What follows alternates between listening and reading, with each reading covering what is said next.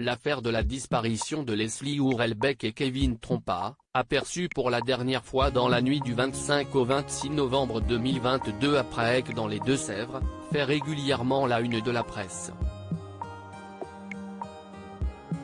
Ce mercredi 25 janvier, le magazine Le Nouveau Détective consacre 2 pages à cette histoire mystérieuse. Leslie et Kevin ont disparu après avoir passé la soirée chez un ami du père du jeune homme. Depuis 2 mois, leurs proches remuent un ciel et terre pour glaner des informations. Mais l'espoir de les retrouver vivants s'amenuise chaque jour qui passe.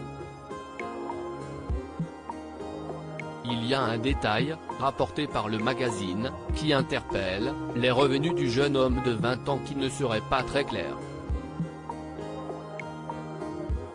On dit qu'il travaille au noir sur les marchés, mais il est difficile de croire que ça suffise à financer son train de vie, est-il écrit.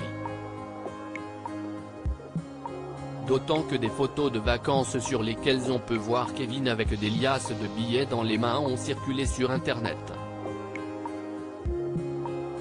Une affaire qui continue d'alimenter les rumeurs. Faut-il regarder du côté du père de Kevin, Guy Trompa? Son profil n'est, en effet, pas fait pour rassurer. S'il est actuellement en prison pour une durée de 6 mois après s'être violemment battu avec un homme, il jouit d'une réputation sulfureuse et la disparition de son fils et de Leslie pourrait découler de ses activités, toujours selon le magazine.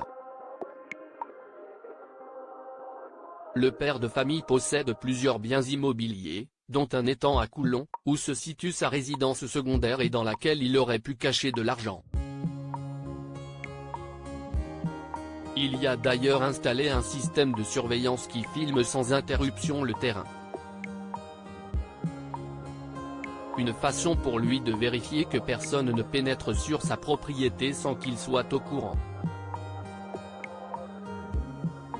Si la rumeur indique que Guy Trompa tremperait dans le business de la drogue, Kevin pourrait donc avoir été enlevé parce qu'il est le fils de son père.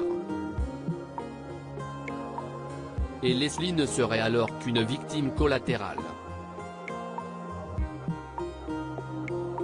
La grosse somme d'argent en liquide qu'avait Kevin sur lui ce soir-là, 10 000 €, avait déjà fait se demander aux familles des victimes si les 2 jeunes n'auraient pas été kidnappés. Le flou est donc toujours de mise concernant cette affaire. Article écrit en collaboration avec 6 médias. Crédit photo, capture d'écran Facebook.